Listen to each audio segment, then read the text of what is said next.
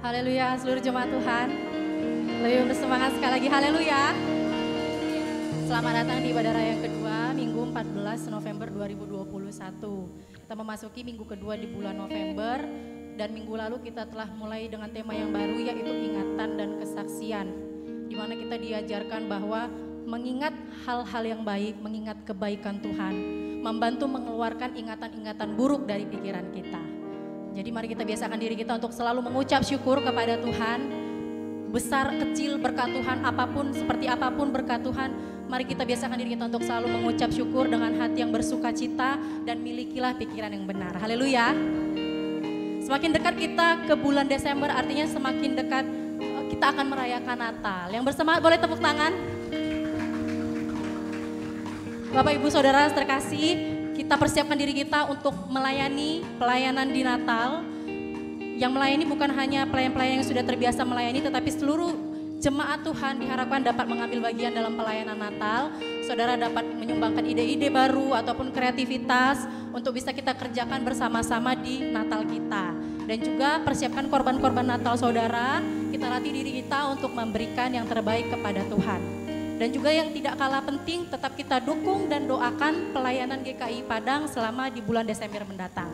Mari kita bangkit berdiri, kita akan membaca ayat renungan diambil dari Mazmur 107 ayat 1. Bersyukurlah kepada Tuhan sebab Ia baik, bahwasanya untuk selama-lamanya kasih setianya. Kita baca bersama-sama. Mazmur 107 ayat 1. Bersyukurlah kepada Tuhan sebab Ia baik, bahwasanya untuk selama-lamanya kasih setianya. Selamat beribadah, Tuhan Yesus memberkati. Haleluya, sekali lagi kita berikan tepuk tangan yang paling meriah untuk Tuhan kita. Haleluya. Apapun keadaan kita hari ini, percayalah bahwa firman Tuhan mengubah semua keadaan kita menjadi lebih baik lagi. Amin. Kita siap bersuka cita pada siang hari ini. Kita tinggikan Dia sebab Dia Allah yang dahsyat. Haleluya Tuhan. Saya mengajak kita semua untuk bertepuk tangan.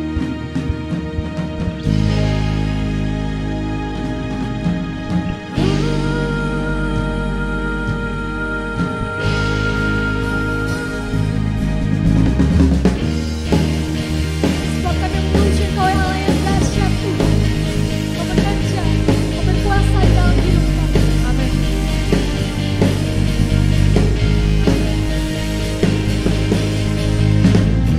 Selalu percaya Kau Tuhan yang membuka jalan di saat tiada jalan.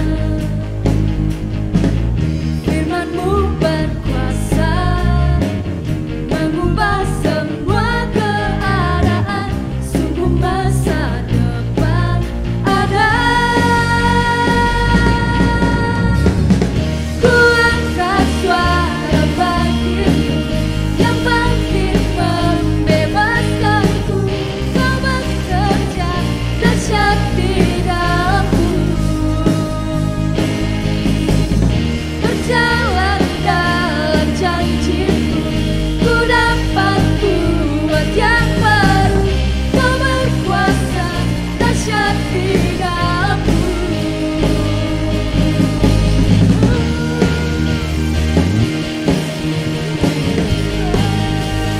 Kau dahsyat Tuhan. Sebab firman-Mu yang berkuasa di hidup kami Tuhan. Firman-Mu berkuasa mengubah semua keadaan. Sungguh masa depan ada. Ku angkat suara bagimu yang bangkit membebaskanku. Kau bekerja dahsyat di dalamku. Berjalan dalam janji-Mu, ku dapat kuat yang baru. Kau berkuasa dahsyat di dalamku.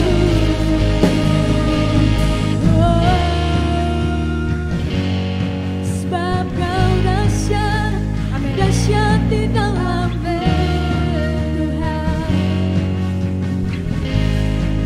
Mari dengan iman katakan pujian ini. bekerja selamanya di dalamku. Kau dahsyat berkuasa selamanya di dalamku. Kau dahsyat bekerja selamanya di dalamku. Kau dahsyat berkuasa selamanya di dalamku. Kau dahsyat bekerja selamanya di dalamku. Kau dahsyat berkuasa selamanya di dalamku.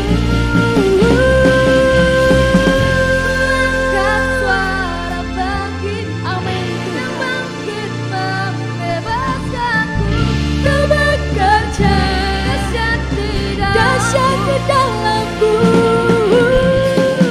Berjalan dalam janji-Mu, ku dapat kuat yang baru.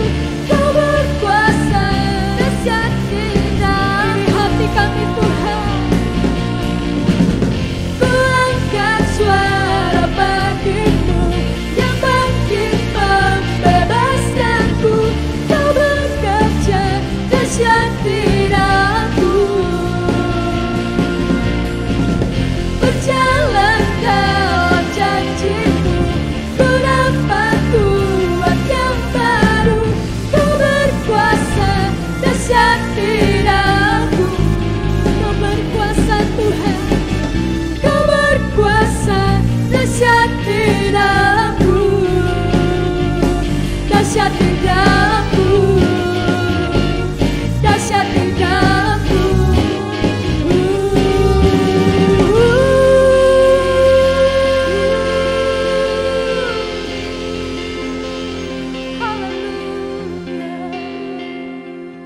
Kau dahsyat di dalam kami Tuhan. Amin Tuhan. Kau luar biasa. Kau sungguh ajaib Tuhan. Kami ada pada hari ini oleh karena Tuhan perbuatan-Mu dahsyat dalam kehidupan kami. Kami kagum akan setiap perbuatan-Mu yang telah nyata dalam hidup kami.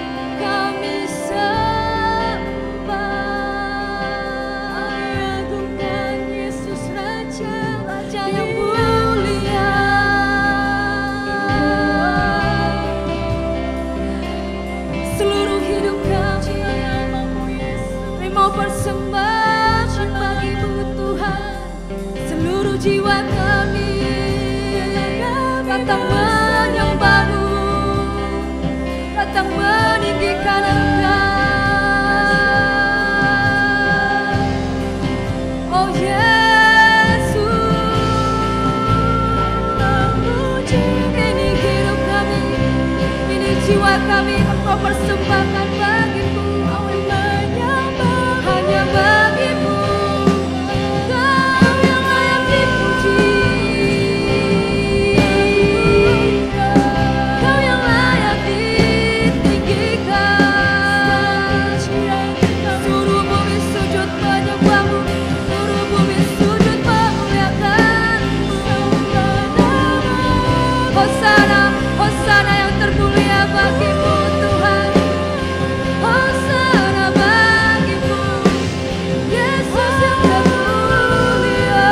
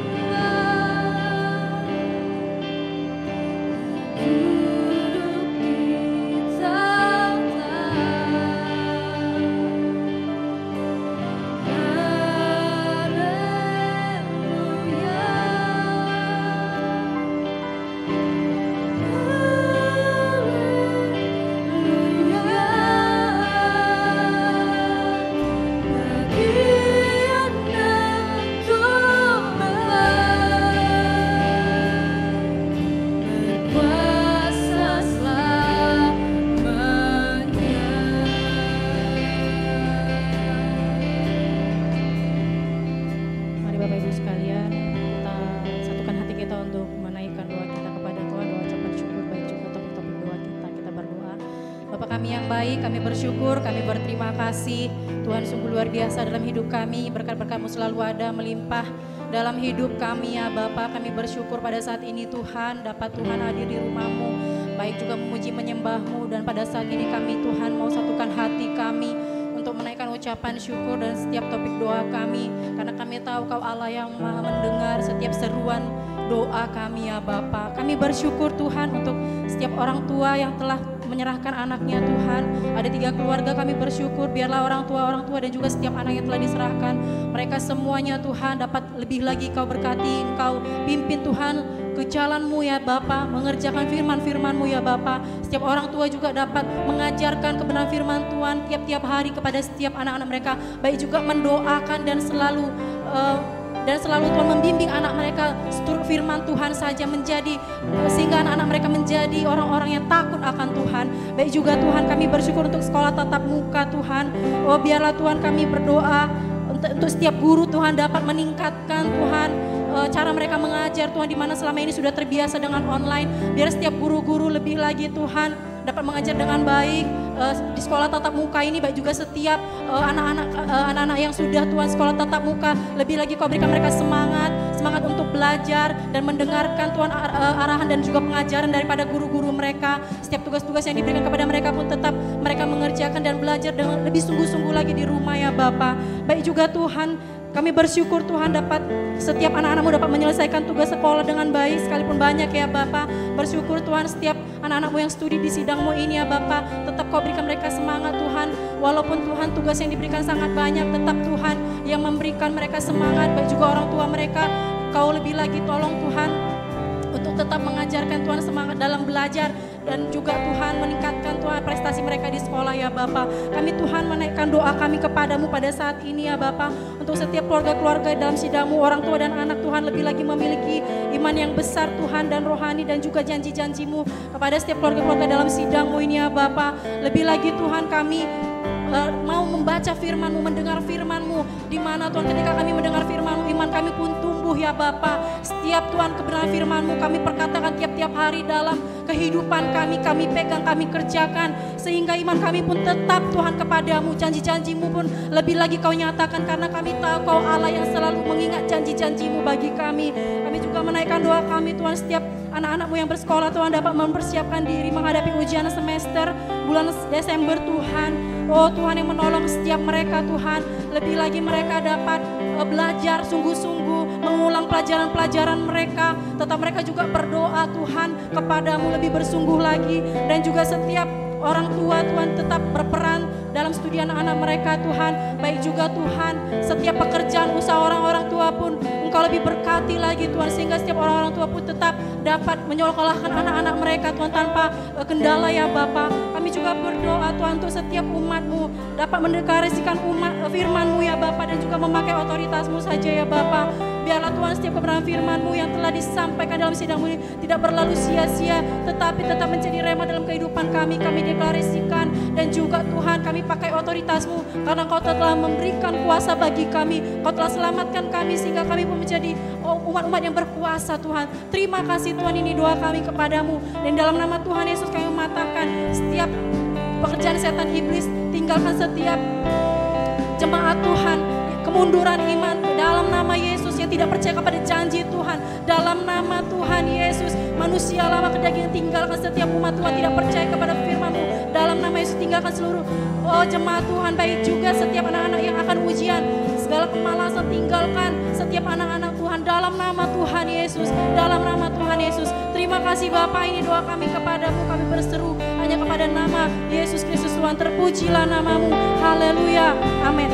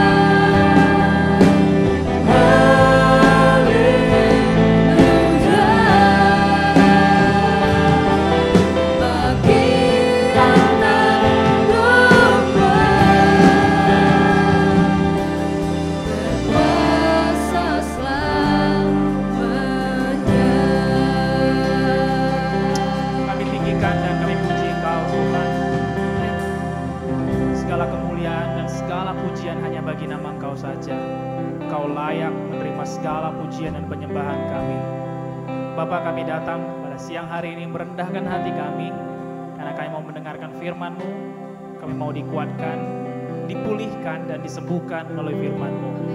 Kami sangat percaya bahwa firman-Mu lebih daripada cukup.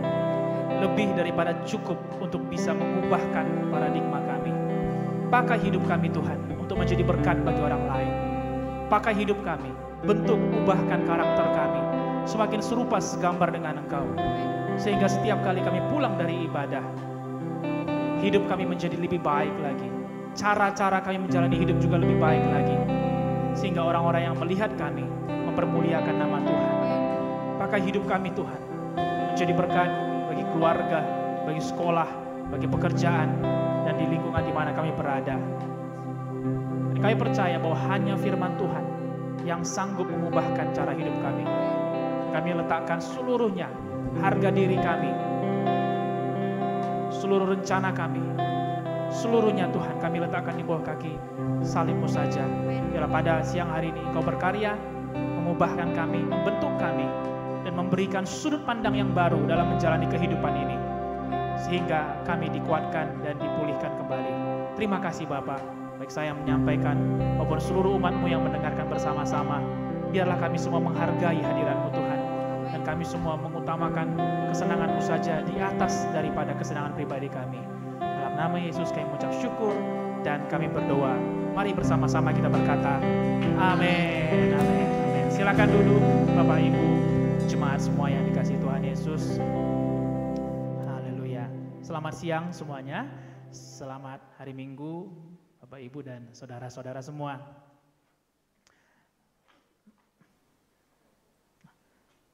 Kemarin saya teringat bahwa adalah suatu hal yang baik, adalah suatu hal yang luar biasa yang patut kita syukuri sebenarnya.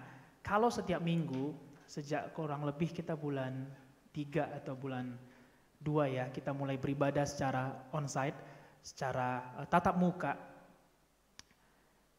Sebenarnya itu adalah hal yang paling besar yang bisa kita syukuri. Salah satu hal yang paling besar ya, selain daripada hal lainnya. Karena kita lihat juga masih ada di kota-kota tertentu gereja yang masih harus beribadah secara online. Dalam hati mereka pasti punya kerinduan. Karena kita tidak cukup hanya bertatap muka dengan hadirat Tuhan, tapi ada hal yang spesial ketika kita bertatap muka dengan teman-teman rohani kita. Nah, ada beberapa kota di mana mereka masih harus melakukannya secara online. Dan kalau kita sampai pada hari ini semua kita kuat, semua kita sehat, semua kita baik-baik saja, dan kita masih bisa melakukan ibadah secara onsite, itu semua patut kita syukuri, saudara-saudara yang terkasih. Patut kita syukuri. Bukan hal yang biasa. Bukan hal yang sepele kalau kita bisa berkumpul. Bisa bertatap muka, apalagi di musim yang kurang baik seperti pada 1,5 tahun belakangan ini, di mana pandemi, di mana kita harus membatasi kegiatan sosial kita. Dan saya percaya Tuhan juga memeliharakan gerejanya, bahkan semua gereja-gereja di kota lain juga, sehingga kita bisa tatap muka setiap minggunya, paling tidak 1 kali seminggu, dan kita bisa saling menguatkan satu dengan yang lain. Haleluya. Nah, pada hari ini kita akan kembali belajar firman Tuhan. Saya percaya Bapak Ibu semua sudah mempersiapkan catatan dan mempersiapkan satu hal yang bisa kita pelajari pada hari ini. Nah, saya sedikit mengulang apa yang kita bahas pada minggu yang lalu, di mana kita belajar mengenai salah satu judul yaitu clean up your memory, atau membersihkan, membuang apa yang tidak perlu dari memori kita. Bahwa pikiran kita itu memiliki batasan. Ada yang bisa mengingat banyak, ada yang hanya bisa mengingat sedikit, kapasitasnya lebih kecil. Nah, itu semua talenta ataupun karunia Tuhan bagi kita, itu nggak bisa kita kontrol. Tapi satu hal yang bisa kita kontrol adalah apa yang mau kita taruh ke dalam ingatan kita. Apakah ingatan akan kejadian yang buruk, akan kekurangan, akan kesakitan, atau ingatan akan kesalahan orang lain? Apakah itu yang harus kita masukkan dan kemudian kita hidupkan, atau justru kita mau mulai membuangnya? Minggu lalu kita belajar bahwa ada kala, ada musim di mana sulit sekali untuk melupakan, sulit untuk menghilangkan ingatan yang buruk dari memori kita. Ingatan yang buruk dari memori kita. Nah, di kala seperti itu, Kita tidak perlu pusing, yang perlu kita lakukan adalah isi lagi dengan apa yang baik. Ingat lagi kebaikan Tuhan, kebaikan orang tua kita, kebaikan sesama kita, ingat lagi. Nah, memang tidak bisa dipungkiri bahwa kita lebih mudah mengingat apa yang salah ketimbang apa yang baik. Nah, mata manusia ataupun indera manusia tanpa dilatih pun sangat peka untuk menilai apa yang salah. Itu sebabnya kita bisa lihat ada persahabatan yang pecah karena 1-2 kesalahan, padahal persahabatannya sudah 10 tahun, 12 tahun. Sebabnya kita juga bisa melihat ada rumah tangga yang sudah puluhan tahun namun ada kesalahan yang tidak seberapa dibandingkan ratusan kebaikan-kebaikan. Namun karena itu terlalu diingat dan dihidupkan sehingga semuanya menjadi rusak. Nah, saya percaya bahwa kita semua di dalam Tuhan, hidup kita mau diperbaharui dari hari ke hari. Nah, semua itu bersumber dari apa yang mau kita taruh di dalam memori kita. Mari kita belajar terus untuk meng-clean up, membersihkan terus memori kita. Untuk kita boleh mengingat apa yang baik, ada 3 hal yang kita pelajari pada minggu lalu, bahwa kita harus mengalami kebaikan itu langsung. Tidak cukup hanya mendengarkan dari orang lain. Dan kemudian kita harus mendapatkan kejadian-kejadian yang baru. Baik memang 10 tahun yang lalu, baik memang 8 tahun yang lalu, tapi setiap hari selalu ada kebaikan dan rahmat Tuhan dalam hidup kita. Yang ketiga, kita harus belajar terus untuk mengagumi Tuhan. Bila kita kagum akan Tuhan, bahkan sekecil apapun yang Tuhan lakukan, itu akan terasa besar bagi kita. Bahkan, kalaupun apa yang terjadi, yang diizinkan Tuhan, itu tidak cocok dengan yang kita mau, tapi karena kita kagum akan Tuhan, kita belajar untuk menerimanya. Karena kita kagum akan Tuhan. Nah, minggu ini kita akan belajar lagi hal yang baru. Saya berikan judulnya minggu ini adalah sesuatu yang harusnya diletakkan di awal dan bukan di akhir. Sesuatu yang seharusnya diletakkan di awal dan bukan di akhir. Saya mengawali dengan satu cerita.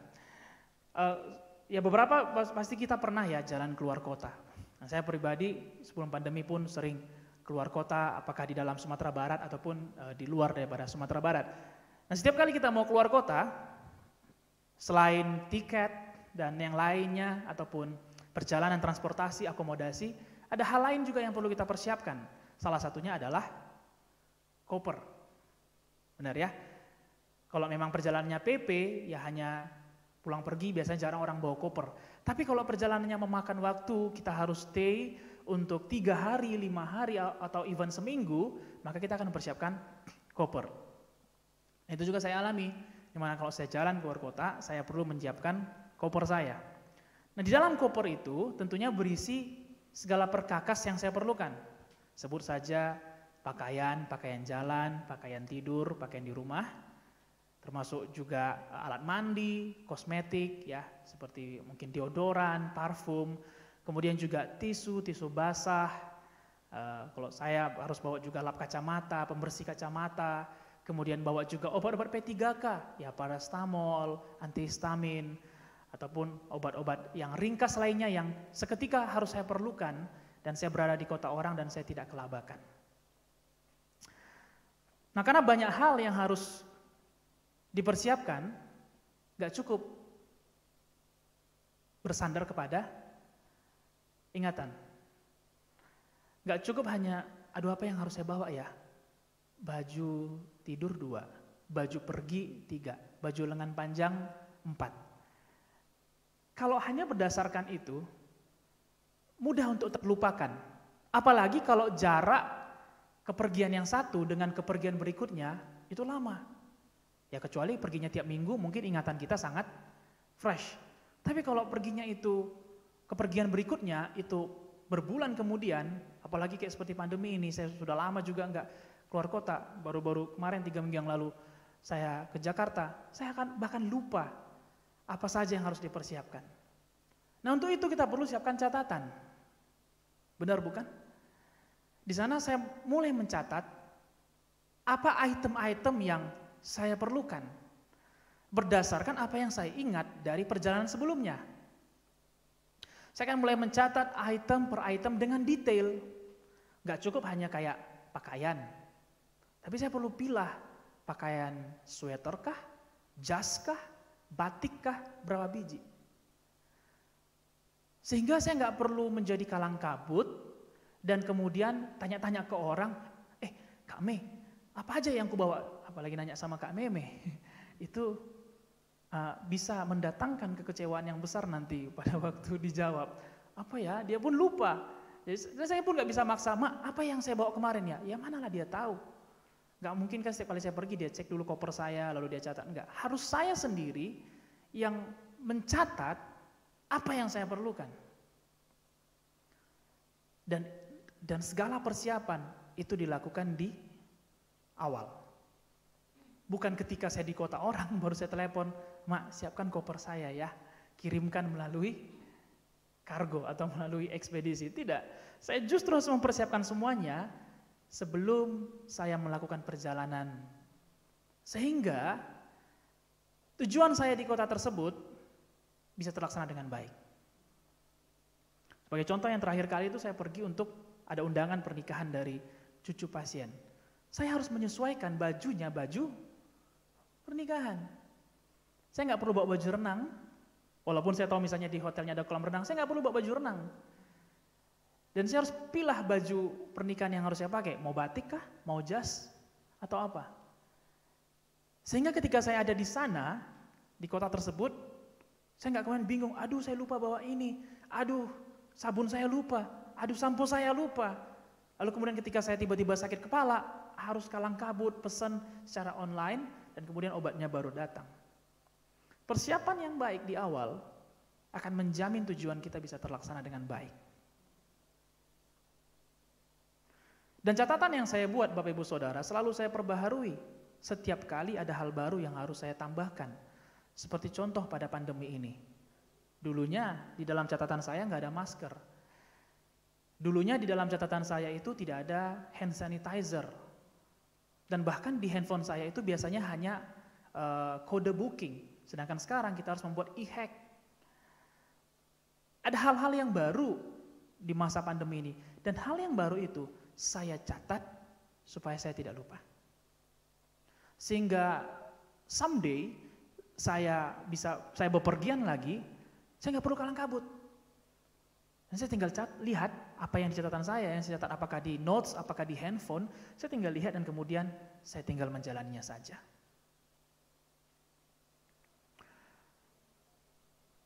Jadi sebelum saya melangkah pergi, saya harus mempersiapkan diri saya. Catatan saya dan catatan itu berasal daripada ingatan saya.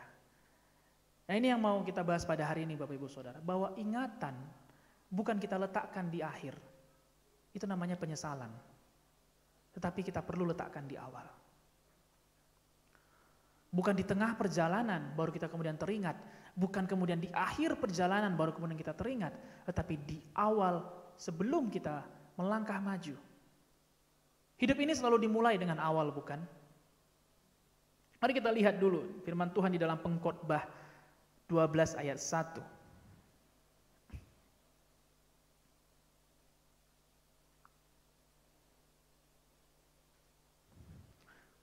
Pengkhotbah 12 ayat 1. Ingatlah akan penciptamu pada masa mudamu, sebelum tiba hari-hari yang malang dan mendekat tahun-tahun yang kau katakan, tak ada kesenangan bagiku di dalamnya. Ada dua poin penting di dalam Pengkhotbah 12 ayat 1 ini yang bisa kita pelajari pada hari ini. Yang pertama, Salomo berkata, ingatlah akan penciptamu. Oke. Ada hal yang menarik bahwa Salomo tidak katakan ingatlah akan Tuhanmu atau ingatlah akan Allahmu. Bahkan dalam terjemahan bahasa Inggris dikatakan to remember your creator. Salomo menggunakan kata yang menunjuk kepada Tuhan, bukan ingatlah kepada rajamu, bukanlah ingatlah kepada sahabatmu, bukan ingatlah kepada Allahmu, tetapi Salomo menggunakan kata ingatlah kepada penciptamu. Tentu ada tujuan. Kenapa Salomo menggunakan kata pencipta? Ada 3 hal yang terkandung dalam ini. Kalau ada pencipta, berarti ada ciptaan. Kalau ada pencipta, kenapa dia disebut pencipta? Karena ada yang dia ciptakan. Kalau dikatakan dia penemu lampu, dia pencipta lampu karena dia menemukan atau dia menciptakan lampu. Penemu lokomotif uap karena dia menemukan atau menciptakan lokomotif uap. Jika disebut pencipta, maka ada ciptaan. Nah, dan yang poin kedua, semua ciptaan pasti diciptakan untuk suatu tujuan. Kenapa ciptaan itu bisa dihargai? Karena pencipta menciptakan ciptaan untuk sebuah tujuan. Poin yang ketiga, tujuan tertinggi dari suatu ciptaan hanya diketahui oleh sang pencipta. Itu sebabnya setiap kali kita membeli handphone baru, merek-merek tertentu yang kita senangi, selalu dilengkapi dengan buku panduan. Karena setiap kali kita melakukan sesuai dengan buku panduan, maka kita akan bisa mendapatkan potensi tertinggi daripada handphone tersebut. Kita akan bisa memaksimalkan penggunaannya. Nah, Salomo tidak menggunakan kata Tuhan atau Allah dalam ayat ini, tetapi dia menggunakan kata pencipta. Supaya kita mengerti bahwa kita ini diciptakan for special purpose, untuk tujuan yang spesial, untuk tujuan yang khusus. Yang hanya bisa kita kerjakan maksimal kalau kita mengingat kepada pencipta kita. Tujuan tertinggi daripada ciptaan terletak di tangan pencipta. Poin pertama adalah Salomo menggunakan kata pencipta. Poin kedua, Salomo juga menyampaikan adalah waktu yang terbaik. Kapan kita mesti mengingat pencipta kita?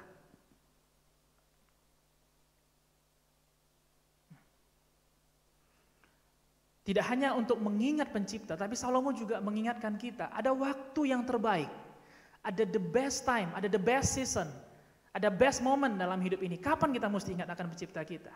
Dikatakan bahwa ingatlah akan penciptamu pada masa mudamu. Dijelaskan lagi, sebelum tiba hari-hari yang malang dan mendekat tahun-tahun yang kau katakan, tak ada kesenangan bagiku di dalamnya. Masa muda dalam hal ini tidak merujuk kepada hanya status usia, misalnya muda 12-30 tahun atau hanya merujuk pada usia produktif. No.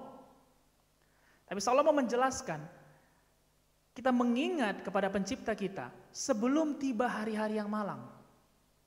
Sebelum tiba hari-hari yang sulit. Kita mengingat kepada pencipta kita sebelum agenda hidup ini kita susun. Bukannya setelah kita jalani agenda kita, bukannya setelah kita mulai kerjakan hari-hari kita, dan kemudian baru kita teringat akan pencipta kita di tengah ataupun di akhir. Haleluya. Nah, Salomo menulis firman Tuhan ini, Salomo menulis Pengkhotbah 12 di ujung daripada usianya, di akhir daripada hidupnya. Tentu kalau ada, sama seperti ketika saya bepergian tadi, saya perlu belajar juga dari orang yang sudah bepergian sebelumnya di masa pandemi. Saya perlu tanya dia, bro, kemarin lu gue lihat di story pergi ke sini, pergi ke situ ya, apa aja sih yang perlu dipersiapkan? Dan kemudian dia mulai mengajari.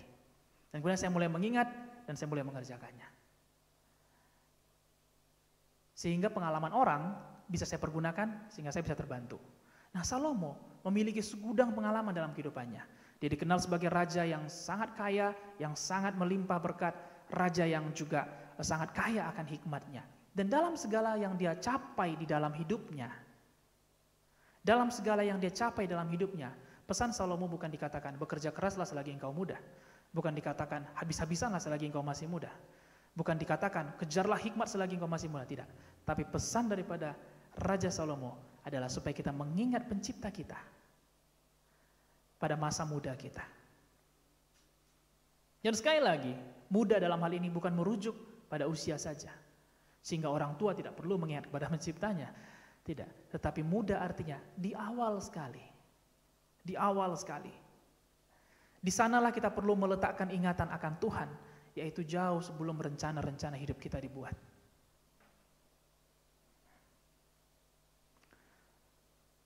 Ada hal-hal yang perlu kita ingat di awal, sehingga tujuan Tuhan dalam hidup kita bisa terlaksana. Dan dalam kitab Salomo yang lain, dalam Amsal 3 ayat 6, saya akan bacakan dalam terjemahan bahasa Indonesia masa kini. Ingatlah pada Tuhan dalam segala sesuatu yang kau lakukan, maka Ia akan menunjukkan kepadamu cara hidup yang baik. Ingatlah pada Tuhan dalam segala sesuatu yang kau lakukan, dalam segala sesuatu, maka Ia akan menunjukkan kepadamu cara hidup yang baik. Seringkali kita juga salah dalam menjalani kehidupan kita. Hidup ini selalu dimulai dengan awal. Amin. Selalu dimulai dengan awal. Awal karir, awal pendidikan, kan nggak tiba-tiba orang kelas 6 SD ya. Pasti dimulai dari ya TK kecil mungkin, TK besar, atau yang langsung masuk ke kelas 1 SD. Awal pernikahan, awal pertemanan, semua dimulai dari awal dalam kehidupan ini. Awal hari, pagi hari. Bukan hanya awal sekali terjadi sekali seumur hidup, enggak. Besok kita akan mengawali hari kita lagi. Besok kita akan mengawali minggu kita lagi. Kita akan mengawali hari yang baru, kita akan mengawali minggu yang baru. Hidup kita tidak terlepas dari awal. Enggak tiba-tiba sampai di akhir. Demikian juga perjalanan rohani kita, enggak tiba-tiba sampai di akhir hidup rohani kita. Tapi kita mulai dari awal rohani kita. Nah, seringkali kadang kita salah, bahwa ketika kita datang sama Tuhan, kita proposkan dulu, kita sampaikan dulu tujuan dan maksud kita. Namun Amsal 3 ayat 6, Bapak Ibu Saudara, mengingatkan bahwa kita harus mengingat Tuhan sebelum kita melakukan segala sesuatu. Setelah itu, Tuhan yang akan menunjukkan. Bukan kita yang tunjukkan Tuhan, tapi Tuhan yang menunjukkan kita. Amin. Tuhan yang menunjukkan kepada saya, dan Tuhan juga menunjukkan kepada Bapak Ibu Saudara cara hidup yang lebih baik. Ingatan kita kepada Tuhan, bila kita belajar meletakkannya di awal, maka itu akan menuntun kita untuk menjalani suatu cara hidup yang lebih baik. Dan siapa sih yang gak rindu untuk memiliki cara hidup yang lebih baik? Nah, banyak orang berusaha untuk memiliki hidup yang lebih baik, bahkan memiliki cara ataupun karakter hidup yang lebih baik. Dengan kekuatan kita bisa kita coba, bisa dengan kekuatan kita. Tetapi gak bertahan lama. Seketika ada yang mengecewakan kita, seketika ada yang masuk dalam ingatan kita, dan itu menyakiti hati kita, maka bisa saja besar kemungkinan cara hidup kita kembali kepada cara hidup yang lama.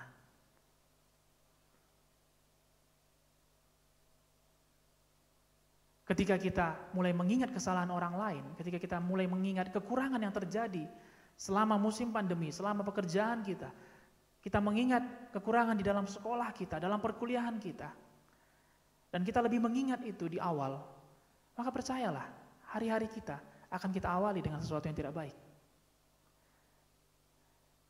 Salomo menyampaikan kepada kita bahwa kita perlu untuk mengingat Tuhan, mengingat pencipta kita, sebelum kita memulai segala sesuatu. Dan di dalam terjemahan Amplified Bible, di dalam Amsal 3 ayat 6 yang kita baca tadi, diterjemahkan seperti berikut, Bapak Ibu Saudara. In all your ways, know and acknowledge and recognize Him. And He will make your paths straight and smooth, removing obstacles that block your way. Kurang lebih terjemahnya seperti ini. Di dalam segala jalan-jalanmu, ketahui, akui, dan kenali Dia. Dan Dia akan membuat jalanmu lurus dan lancar, menjauhkan halangan yang merintangi jalanmu. Coba kita perhatikan, bahkan sebelum kita melewati jalan itu, Tuhan sudah menghalaukan rintangannya. Sekali lagi saya coba terjemahkan, dalam segala jalan-jalanmu, dan saya percaya masing-masing kita pasti menyusun jalan kehidupan kita, menyusun planning daripada hidup kita, planning pendidikan, planning pernikahan, planning keluarga kita. Dalam segala jalan-jalan tersebut, ketahui, akui, dan kenali Dia. Dan Dia akan membuat jalanmu lurus dan lancar. Tuhan yang akan membuat jalan kita lurus dan lancar. Bukan kuat dan kegagahan kita yang membuat jalan kita lurus dan lancar. Tetapi dengan mengingat Tuhan, Tuhan yang meluruskan jalan kita.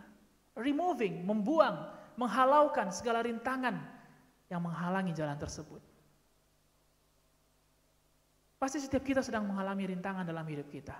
Mungkin di penghujung tahun ini pun masih ada rintangan yang sedang kita hadapi.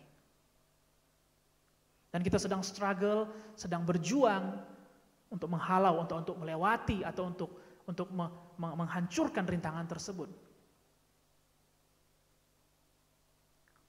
Seringkali kita mendengar perkataan iman bahwa tidak ada rintangan yang lebih besar daripada Allah kita. Benar sekali. Oleh sebab itu jangan coba sendiri. Kita perlu ingat Tuhan. Nah, ingat di dalam Amsal 3 ayat 6 dalam versi di Amplified Bible diterjemahkan lebih dalam lagi. Ingat diterjemahkan menjadi ketahui, akui, dan kenali. Ketahui, akui, dan kenali. Apa yang perlu kita ketahui, apa yang perlu kita akui, dan apa yang perlu kita kenali. 1 Tawarik 16 ayat 12. 1 Tawarik 16 ayat 12. Mari kita baca bersama-sama. Ingatlah perbuatan-perbuatan ajaib yang dilakukannya, mujizat-mujizatnya, dan penghukuman-penghukuman yang diucapkannya. 1 Tawarik ini ditulis sebagai nyanyian pertama Bani Asaf ketika tabut Tuhan itu sampai kembali di Yerusalem. Nah, tabut Tuhan itu memakan waktu berbulan-bulan, kalau saya tidak salah lebih daripada 9 bulan, untuk mencapai kembali ke Yerusalem. Bahkan tabut Tuhan itu pun memakan korban ketika dipindahkan. Sehingga dia harus singgah dulu di satu rumah, yaitu namanya rumah Obed-Edom. Selama tabut Tuhan ada di sana, Obed-Edom diberkati dengan sangat luar biasa. Dan yang mengatakan itu bukan Obed-Edom. Bukan dia yang katakan, hey, gue diberkati Tuhan luar biasa. Bukan.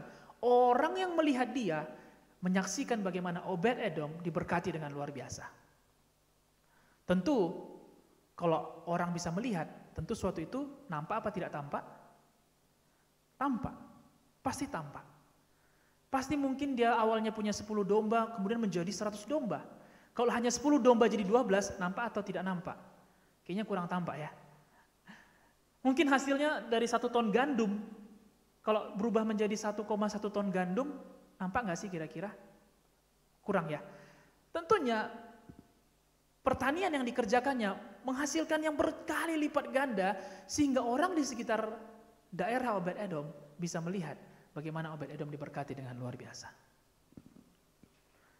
Dan kemudian tabut itu dibawa kembali, maksudnya dijalankan kembali, dari rumah Obed-Edom menuju ke Yerusalem.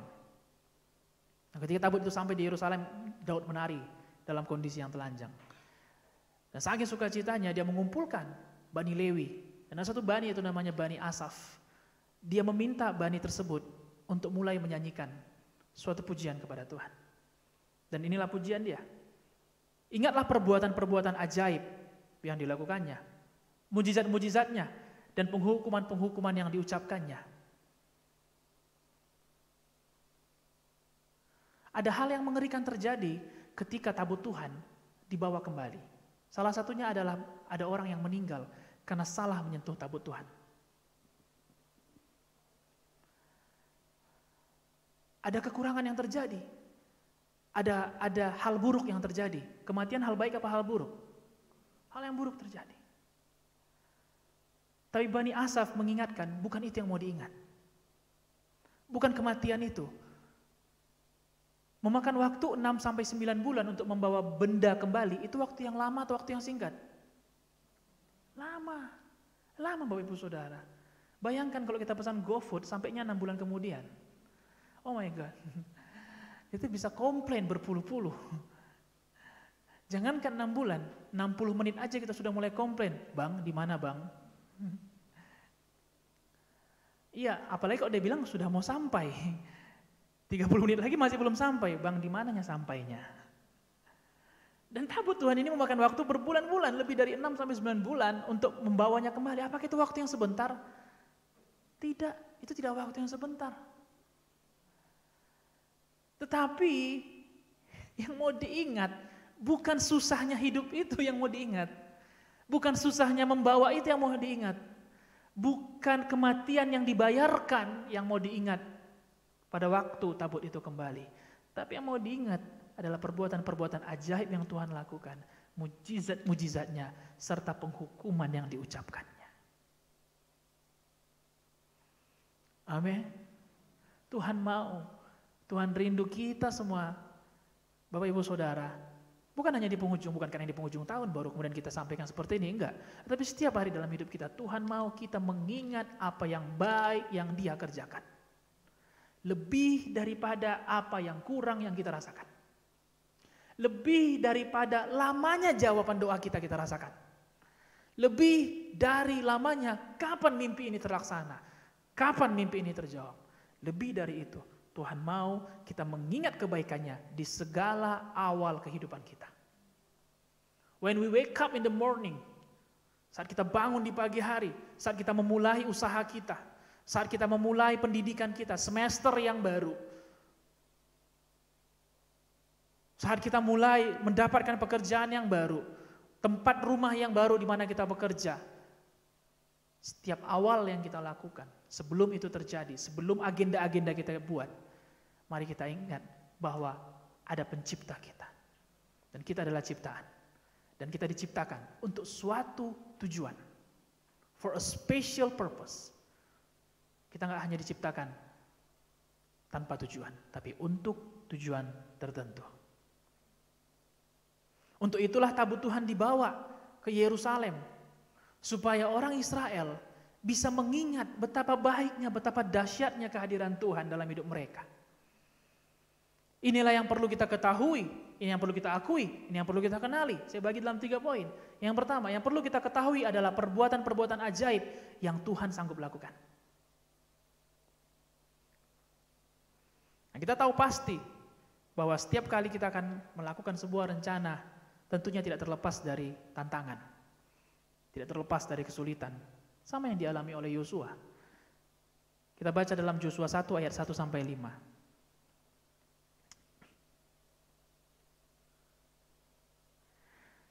Sesudah Musa, hamba Tuhan itu mati, berfirmanlah Tuhan kepada Yosua bin Nun, abdi Musa itu, demikian, hambaku Musa telah mati, sebab itu bersiaplah sekarang, seberangilah sungai Yordan ini, engkau dan seluruh bangsa ini, menuju negeri yang akan kuberikan kepada mereka, kepada orang Israel itu.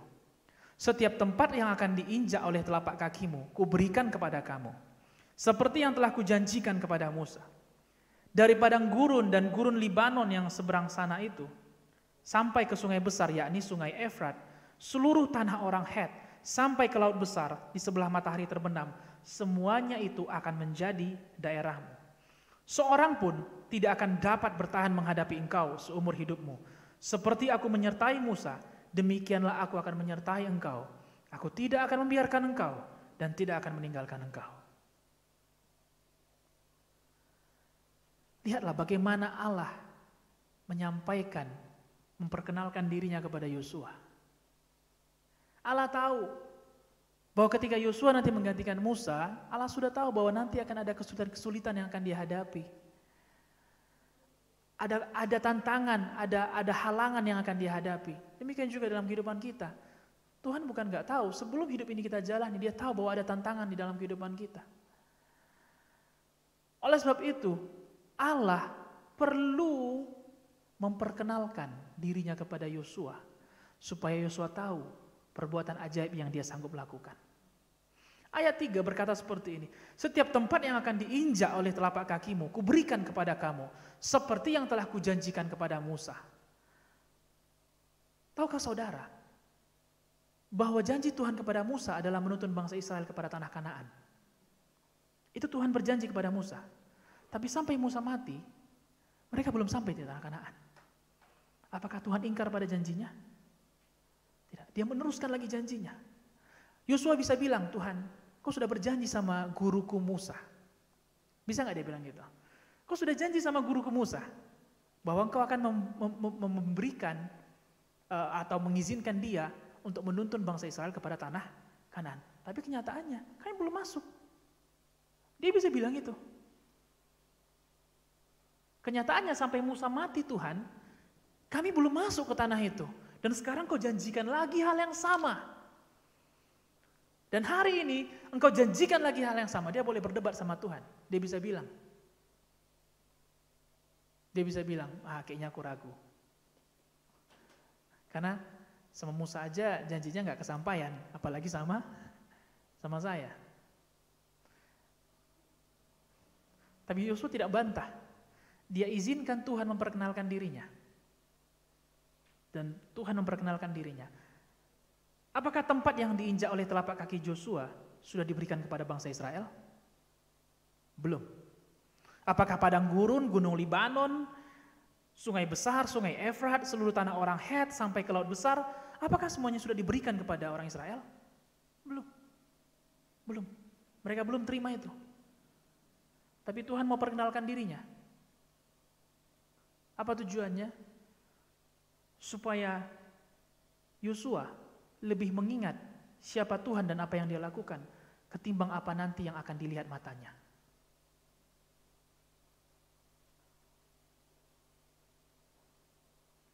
Karena ketika ada kesulitan yang terjadi, nggak bisa dipungkiri, mata kita pasti akan mulai fokus ke sana. Pikiran kita pasti akan mulai fokus ke sana. Ketika kekurangan terjadi, kita akan mulai fokuskan hidup kita ke sana. Oleh sebab itu kita perlu mengetahui perbuatan-perbuatan ajaib yang Tuhan sanggup lakukan. Amin, Bapak Ibu Saudara. Dan itu kita tahu dari firman Tuhan. Kalau hanya satu kali dalam setahun kita membaca bahwa Tuhan menyembuhkan orang sakit, maka iman kita kepada sakit kita tidak akan pernah timbul. Kalau hanya satu kali setahun kita membaca bahwa Tuhan menghalaukan belalang pelahap, maka kecil kemungkinan kita yakin Tuhan memberkati apa yang sedang kita kerjakan. Amin. Kita perlu tahu apa yang Tuhan sanggup lakukan dalam kehidupan kita. Sehingga ketika kesulitan nanti terjadi, mata kita nggak fokus kepada kesulitan, tetapi ingatan kita fokus kepada apa yang Tuhan sanggup lakukan. Yang kedua, setelah kita mengenali perbuatan-perbuatan ajaib yang Tuhan sanggup lakukan, kita perlu untuk mengakui. Yang kedua, akui mujizatnya, miracle. Kita perlu dalami dulu apa sih arti mujizat. Mujizat artinya sesuatu yang tidak mungkin terjadi. Makan kenyang itu bukan mujizat. Mujizat loh, aku makan dan kemudian menjadi kenyang. No, itu sebuah kepastian. Semua orang yang makan merasakan kenyang. Tetapi mujizat adalah apa yang tidak mungkin terjadi menjadi mungkin terjadi. Itu mujizat. That is miracle. Bagian kedua, dalam Yosua 1 ayat 8a dikatakan, janganlah engkau lupa memperkatakan kitab Taurat ini, tetapi renungkanlah itu siang dan malam. Janganlah engkau lupa artinya, ingatlah. Benar enggak? Jangan kamu lupa artinya, ingatlah. Ingatlah untuk memperkatakan kitab Taurat ini. Mengakui, confess, sama artinya dengan memperkatakan. Sama artinya dengan memperkatakan. Nah, saya kembali kepada contoh ketika saya menyusun baju. Ketika saya lihat catatan handphone saya punya ada kayak list notes gitu. Nah, ketika saya lihat, saya kan harus pergi ke lemari kan, untuk kemudian memilah apa yang mau saya ini kan. Nah, biasanya kalau saya cuma, apa tadi ya? Saya lihat lagi. Nah, saya kemudian lakukan seperti ini. Celana 3, celana panjang 3, celana pendek 1. Baju batik 1, daleman 5 set. Dan saya ulang terus sampai saya menyelesaikan seluruh list item tersebut. Apa yang saya perkatakan membuat ingatan saya bertahan lebih lama. Ketika saya mulai membacakan list item tersebut, saya enggak sikit-sikit kembali lagi ke catatan, enggak. Saya menjadi mengingatnya lebih lama. Itu sebabnya setelah Tuhan mengatakan semua janji-janjinya kepada Joshua, ayat 8, Tuhan tutup dengan jangan engkau lupa memperkatakan. Karena kalau hanya kita ketahui saja, tanpa kita akui, tanpa kita perkatakan, tanpa kita ulang-ulang, ingatan kita, memorinya sebentar Bapak Ibu Saudara. Pernah nggak alami seperti itu? Kita lupa, itu sebabnya kalau orang menghafal ada juga yang memang berdiam diri ya, kayak semedi dia menghafal. Tapi biasanya kayak gitu bisa lebih cepat. Coba misalnya dia menghafal rumus Pitagoras atau rumus fisika lainnya, dia menghafalnya, sinus, tangen, kosinus, dia mengulang-ulangnya lebih cepat atau lebih lama? Biasanya lebih lama loh mengingatnya, maksudnya biasanya lebih lama untuk mengerjakannya. Kalau mengingat kan, oke, sudah. Tapi yang cepat diingat, cepat juga dilupakan. Makanya kadang dulu saya ada sekolah minggu gitu, ada hafalan, saya paling sering itu. Saya nggak baca itu sebelumnya, karena nggak tahu lupa untuk apanya. Kemudian karena saya mungkin punya IQ yang lumayan, saya baca itu menjelang giliran saya. Udah. Ya, Philip lagi. Efesus 6 ayat 6. Efesus 6 ayat 1. Tapi kalau ditanya lagi nanti hari besoknya, saya sudah lupa. Karena itu ingatan yang cepat. Ingatan yang singkat, karena saya cuma lihat, lalu kemudian ingat. Untuk memperkatakan ingatan, itu biasanya makan waktu lebih lama. Karena kita harus katakan, Tuhan itu baik, dia pernah menyembuhkan penyakit saya dulu sakit ini dan kemudian dia sembuhkan. Saya dulu pernah mulai usaha dan usaha saya hampir bangkrut dan Tuhan selamatkan. Saya dulu pernah susah membayar SPP uang sekolah dan kemudian Tuhan berkati. Susah untuk mengucapkannya. Tapi ketika kita mengucapkannya, ingatan kita akan kebaikan Tuhan akan bertahan jauh lebih lama. Jauh lebih lama. Haleluya, Bapak Ibu Saudara. Itu yang dikatakan Daud dalam Mazmur 103 ayat 3-5. Daud mulai menjabarkan di tengah-tengah kesulitannya, dia mulai menjabarkan apa yang Tuhan lakukan di masa lalu. Dia yang mengampuni segala kesalahanmu. Saudara tahu, kesalahan yang dibuat Daud tidak mungkin untuk diampuni. Karena dia membunuh dan mencuri istri daripada salah satu prajuritnya, panglimanya. Dan kemudian Daud ingatkan dirinya lagi bahwa Tuhan yang mengampuni kesalahanmu, yang menyembuhkan segala penyakitmu. Saudara tahu bahwa Daud pun sakit, bahkan anak yang dilahirkan yang pertama itu pun harus mati. Yang keempat dikatakan dia yang menebus hidupmu dari lubang kubur, yang memahkotai engkau dengan kasih setia dan rahmat. Dia yang memuaskan hasratmu dengan kebaikan sehingga masa mudamu menjadi baru seperti pada burung Raja Wali. Daud tidak hanya mengingat, tetapi dia memperkatakan apa yang Tuhan lakukan dalam hidupnya. Dan dia mengakui apa yang Tuhan kerjakan dalam hidupnya. Saudara-saudara yang terkasih, ada kalanya ingatan kita mulai kabur untuk mengingat perbuatan Tuhan. Ada kalanya ingatan kita mulai kabur untuk mengingat perbuatan Tuhan. Maka di saat itu mulailah perkatakan mujizat yang Tuhan pernah lakukan di masa lalu hidup kita. Amin. Maka mulailah perkatakan.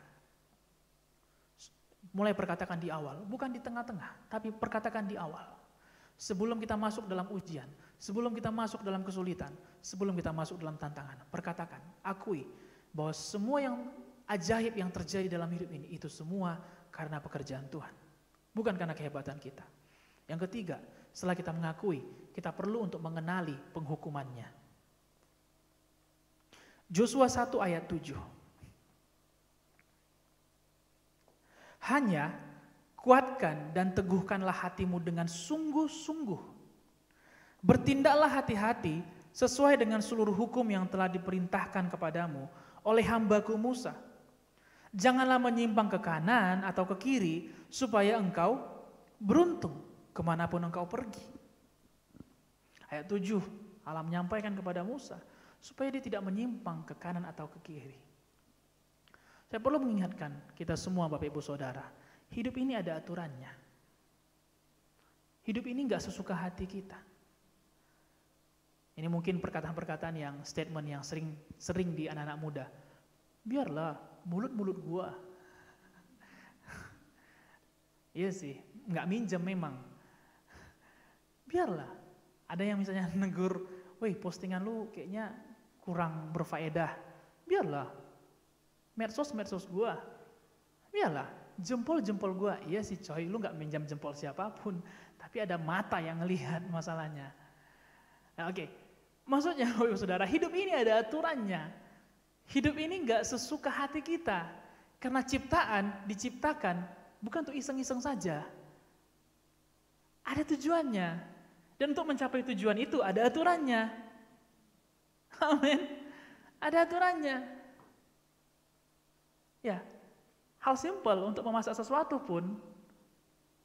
Saya kadang saya teringat akan cerita ini. Saya paling malas kalau nanya sama ibu saya gini, Mak, enak kali makanannya. Apa yang mama masukkan, apa yang mama buat? Itu aja nya. Rasa mau saya sepak sebenarnya. Taunya saya nggak mungkin lah dimasukkan semen 3 roda ya kan, kapur ya kan, nggak mungkin. Pastilah itu aja, bawang merah, bawang putih, jahe, kunyit. Iya betul. I know that gitu maksudnya. Ya, tapi gimana gitu caranya? Itu yang saya tanyakan. Itu aja nya yang mau masukkan. Bertanya pada orang yang salah saya bilang. Ya, maksudnya dalam hal membuat sesuatu pun ada aturannya. Walaupun bumbunya itu saja, tapi kalau nggak sesuai dengan cara membuat, ketemu nggak? Nggak ketemu dengan hasilnya. Mau masak rendang, kalio, walaupun bumbunya kan mirip-mirip tuh, rendang sama kalio. Tapi lama masaknya beda. Kapan timing masuknya itu beda. Nah hidup kita ini pun kalau sesuai aturan, bisa jadi Bapak Ibu Saudara. Bisa tercapai tujuan Tuhan. Itu sebabnya yang perlu kita kenali adalah penghukuman-penghukuman Tuhan. Ada amin? Nah, maksud saya bicara penghukuman, bukan berarti Allah yang kita sembah adalah Allah yang suka menghukum. Enggak, bukan. Maksudnya penghukuman, kenali bordernya, kenali aturan mainnya. Karena peraturan yang dibuat firman Tuhan bukan untuk mempersulit hidup kita, tapi untuk membuatnya menjadi lebih mudah. Nah kemudian ada kalanya juga kita perlu alami konsekuensinya dulu. Ada kalanya kita untuk mengenali, kadang gak cukup hanya dengan mengetahui ataupun membaca firman Tuhan, kadang gak cukup. Kadang kita perlu alami konsekuensi dari berbuat salah. Benar ya? Kita perlu alami konsekuensi ketika kita berbuat salah.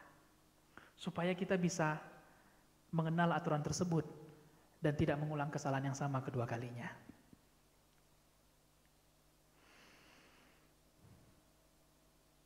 Nah inilah 3 hal yang perlu kita lakukan di awal. Di awal semua yang kita lakukan. Di awal hari kita, di awal kehidupan kita. Kita mengetahui perbuatan ajaib yang Tuhan mampu lakukan. Kita akui mujizat yang Dia kerjakan dalam hidup kita. Bukan mujizat orang, tapi mujizat dalam hidup kita. Yang ketiga, kita mesti kenali. Kalau kenal artinya hidup bersama-sama. Gak ada orang yang bisa kenal tanpa hidup bersama-sama. Kita bisa kenal penghukuman Tuhan kalau kita hidupi penghukumannya. Kita hidupi aturan mainnya. Nah, dari semua ini Bapak Ibu Saudara, dalam Ulangan 30 ayat 15-16, kenapa kita perlu meletakkan ingatan kepada pencipta di awal? Ulangan 30 ayat 15-16. Ingatlah, aku menghadapkan kepadamu pada hari ini kehidupan dan keberuntungan, kematian dan kecelakaan. Karena pada hari ini aku memerintahkan kepadamu untuk mengasihi Tuhan Allahmu dengan hidup menurut jalan yang ditunjukkannya dan berpegang pada perintah, ketetapan, dan peraturannya. Supaya engkau hidup dan bertambah banyak dan diberkati oleh Tuhan Allahmu di negeri kemana engkau masuk untuk mendudukinya. Berkat atau kutuk bukan terjadi di akhir. Berkat atau kutuk adalah karena pilihan kita di awal. Joshua berkata, ingatlah, aku menghadapkan kepadamu pada hari ini, bukan nanti, tapi pada hari ini, kehidupan atau kematian, berkat atau kutuk. Seringkali kita menyangka bahwa berkat adalah ujung daripada pencapaian kita, atau kutuk ujung daripada, itu dipilih di awal Bapak Ibu Saudara. Itu dipilih di awal. Apa yang kita ingat, apa yang kita kenali, apa yang kita akui, apa yang kita ketahui, itu yang menentukan apakah berujung kepada berkat atau berujung kepada kutuk. Lebih dari kita mengetahui masalah kita, lebih dari kita mengakui beratnya, lebih dari kita mengenal susahnya hidup ini, marilah kita lebih lagi mengenal Tuhan dan perbuatannya. Dan marilah kita mengakui bahwa Dia sanggup dan Dia pernah melakukan mujizat dalam kehidupan kita. Dan ketika itu yang kita letakkan di awal, walaupun susah perjalanan itu, Tuhan sudah menjanjikan kehidupan dan berkat. Amin. Inilah berkat dari kita meletakkan ingatan akan pencipta kita di awal, yaitu dalam Amsal 3 ayat 8. Saya bacakan dalam terjemahan bahasa Indonesia masa kini. Perbuatanmu itu, tadi kita baca ayat 6, yaitu yang tadi kita baca sebelumnya di awal firman Tuhan tadi, Amsal 3 ayat 6, yaitu tentang ingatlah pada Tuhan dalam segala sesuatu yang kau lakukan. Nah, kemudian ayat 8 berkata seperti ini, bahwa perbuatanmu itu akan menjadi seperti obat bagimu yang menyembuhkan badanmu dan menyegarkan batinmu. Apa yang kita lakukan yaitu mengingat Tuhan dalam segala sesuatu, perbuatan kita itu akan menjadi obat bagi kita. Obat bagi kita dan kesegaran bagi batin kita. Obat dan kesegaran. Bukankah itu yang kita perlukan? Karena dalam hidup ini kita bisa terluka, bukan? Orang yang terluka dia perlu obat. Dalam hidup ini kita bisa tersakiti, bukan?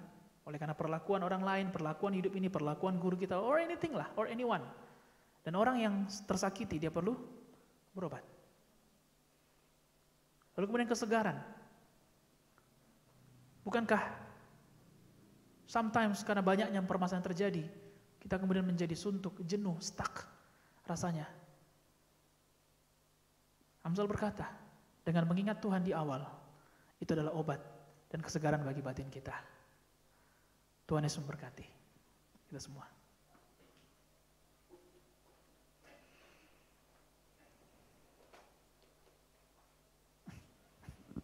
Mari kita bangkit berdiri. Kita akan mengucap syukur buat ibadah kita.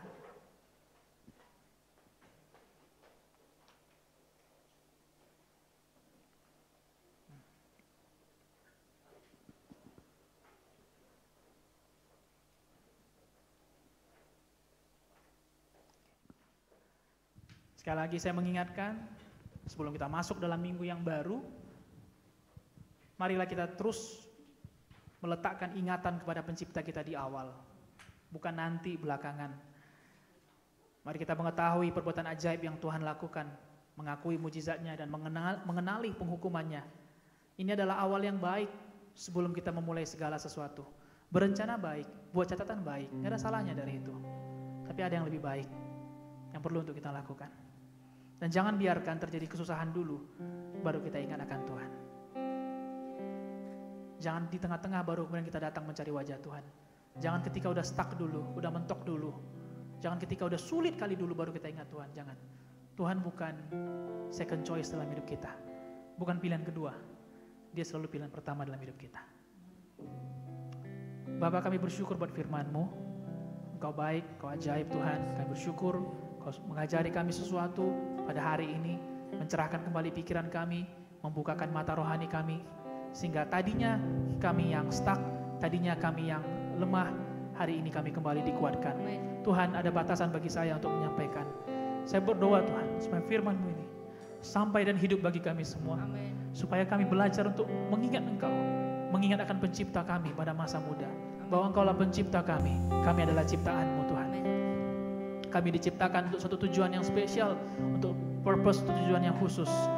Dan itu semua hanya bisa kami temukan kalau kami mengingat kepada pencipta kami. Engkaulah Tuhan pencipta kami. Biarlah sebelum kami mulai hari kami, sebelum kami mengawali kegiatan kami, mengawali pendidikan kami, mengawali studi kami, mengawali karir kami, lebih daripada catatan, lebih dari agenda pribadi, lebih daripada rencana-rencana kami, Tuhan, kami mau mengingat Engkau, Tuhan, terlebih dahulu. Biarlah setiap kali kami bangun, kami cari wajah-Mu, kami datang dalam doa kami, dan di dalam doa itu tunjukkan terus Tuhan kemuliaan-Mu bagi kami. Nyatakan terus Tuhan, sinari terus kami dengan wajah-Mu Tuhan, sehingga kami terus fokus kepada kebaikan-Mu, lebih daripada mata kami melihat apa yang sedang terjadi di depan kami. Terima kasih buat firman-Mu yang disampaikan pada pagi hari tadi oleh Gembala Sidang kami, bahwa firman-Mu perlu diteruskan dari generasi ke generasi Tuhan, bahwa Engkau Allah yang mengasihi, Allah yang memegang janji, Allah yang tidak menghukum tetapi Allah yang mengampuni segala dosa dan pelanggaran kami. Tuhan, kami bersyukur buat semuanya. Bersyukur juga buat para pelayan yang melayani Tuhan pada hari ini. Tuhan, balaskan berlipat kali ganda bagi mereka yang sudah persiapkan dari awal sampai akhir ibadah ini. Tuhan, kami berdoa juga bagi persembahan kami pada siang ini. Kami datang kepadamu, kami mau mengingat Engkau dalam persembahan kami Tuhan, mengingat kebaikan-Mu. Biarlah kami bawa sesuatu yang pantas, sesuatu yang layak Engkau terima Tuhan. Bukan sesuatu yang rutinitas yang kami bawa Tuhan, tetapi yang pantas, yang layak, sehingga bisa memberkati pekerjaan-Mu, memberkati sidang-Mu Tuhan, dan juga menjadi tabungan bagi gereja-Mu untuk mempersiapkan diri kami di masa-masa yang sulit nantinya. Terima kasih Bapa, berkatilah pekerjaan, usaha, berkatilah rencana Tuhan yang sedang kami kerjakan. Bahkan Tuhan, kami berdoa bagi yang sedang berdoa untuk ujian mereka, mungkin akan ada yang mencoba ujian PNS, ada yang mencoba untuk ujian masuk perusahaan. Bapa, kami berdoa, bila itu rencana-Mu, terjadilah Tuhan, dan tidak ada yang gagal. Dan kami berdoa Tuhan, biarlah di masa-masa ini pun anak-anak-Mu yang bekerja tidak kehilangan pekerjaannya. Bahkan mereka akan semakin naik, semakin tinggi lagi. Amin. Saya percaya bahkan di musim pancaroba sekalipun, di musim paceklik sekalipun, Engkau Allah yang sanggup untuk memberkati kehidupan kami. Terima kasih Tuhan Yesus. Terima kasih Bapa, terima kasih. Terima kasih buat semuanya. Terima kasih buat keluarga kami. Terima kasih buat pekerjaan kami. Terima kasih buat setiap hal yang Kau lakukan dalam kehidupan kami. Terima kasih Tuhan. Dan kami sebelum kami pulang, kami mau bawa kepadamu negara kami Indonesia. Kami berdoa bagi pemerintah, presiden, wakil presiden, bagi menteri. Yang berdoa Tuhan bagi semua aparatur pemerintahan di negara kami. Tuhanlah menuntun mereka. Berikan hati Bapa, hati yang mengasihi, yang peduli akan negara kami ini. Berkati juga Tuhan kota kami, Padang, berkati provinsi Sumatera Barat. Yang berdoa Tuhan, kota kami ini dalam penjagaan-Mu saja. Engkau melakukan mengerjakan pemulihan bagi kota kami. Kota ini menjadi terbuka akan Injil Tuhan, terbuka akan keanekaragaman. Kota ini diberkati dalam segala yang diusahakannya. Tuhan, kami berdoa juga buat semua jemaat-Mu, supaya semuanya pun hidup sesuai dengan jalan-Mu saja. Bahkan bagi gembala sidang, keluarga gembala, para leaders dalam gereja, full timer di dalam gereja ini, Tuhan limpahkanlah dengan kasih setia dan rahmat-Mu Tuhan dalam hari-hari kami. Terima kasih Bapak, kami mengucap syukur buat semuanya, dan segala kemuliaan hanya bagi Tuhan saja. Bersama-sama kami bersatu hati mengusir di dalam nama Yesus sakit penyakit, segala kematian, maut, tinggalkan kehidupan kami. Roh celaka di dalam nama Yesus, tinggalkan kehidupan kami juga, tinggalkan masa depan kami, tinggalkan langkah kami. Dalam nama Yesus, dalam nama Yesus. Terima kasih Bapak. Marilah angkat kedua tangan kita Bapak Ibu Saudara. Terimalah berkat Tuhan, berkat daripada Bapa Sorgawi, mengasihi kita dan menuntun kita. Dan terimalah berkat daripada Yesus Kristus, Tuhan penebus kita yang mengasihi kita. Dan terimalah persekutuan dengan Roh Kudus menyertai kita semua dari hari ini sampai Maranatha Yesus datang kedua kalinya. Dan mari bersama-sama kita yang percaya berkata, amin, amin, amin. Happy Sunday semuanya, selamat hari Minggu, Tuhan Yesus memberkati.